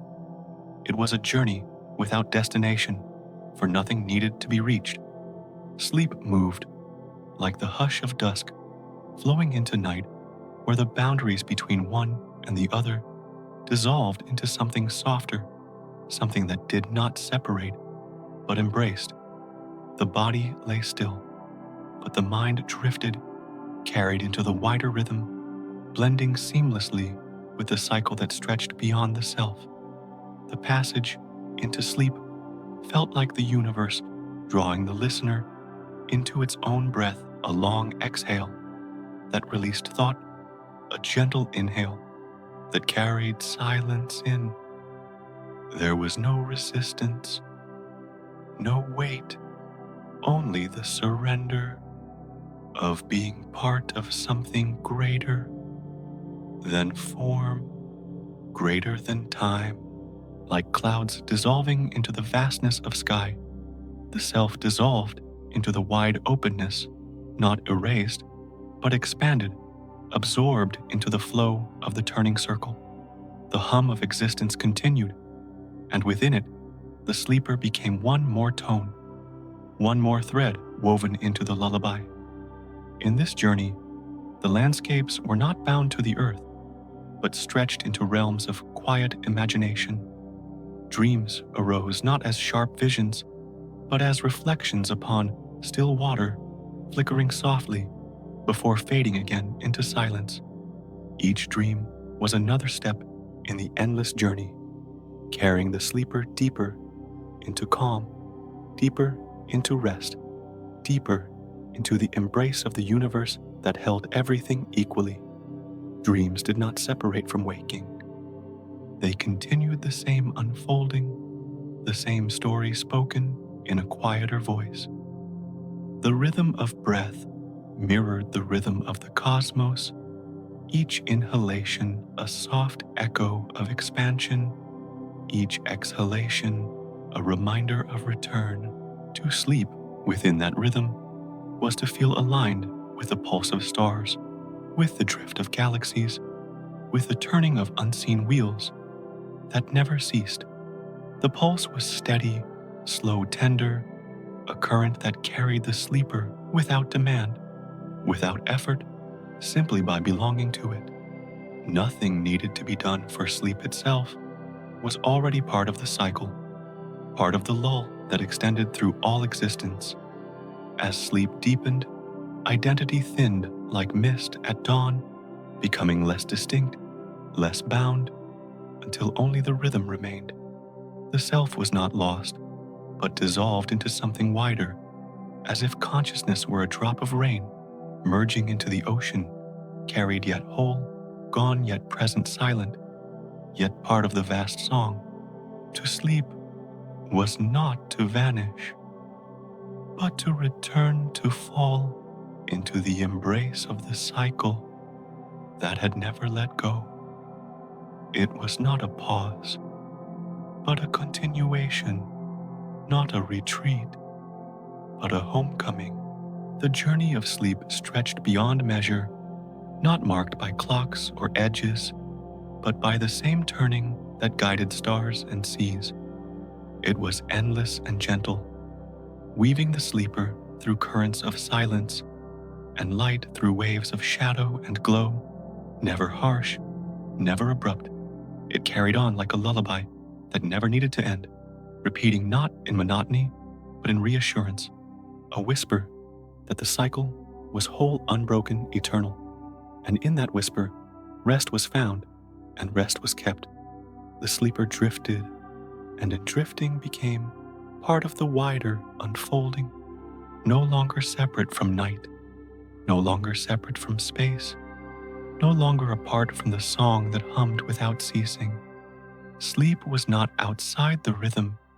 It was the rhythm itself, softened into another form, extended into another path. The journey continued not in steps, but in stillness, not in distance, but in depth. And so, sleep itself became the gentle path that stretched endlessly, carrying existence deeper into calm, deeper into silence, deeper into the turning lull that had no edge, no end, only the quiet embrace of continuation. And as the circle of silence continued to turn, another image drifted forward, ancient yet tender, carried like a whisper through time. The Egyptians once believed that the world itself was no more than the breath of Ra, the great sun god, exhaling all forms into life and drawing them back again with each inhale. It was not a violent act, not a command, but a rhythm as natural and inevitable as the tide returning to the shore. To them, existence was woven into this cosmic breathing, where every stone, river, and creature moved gently within the cycle of release and return.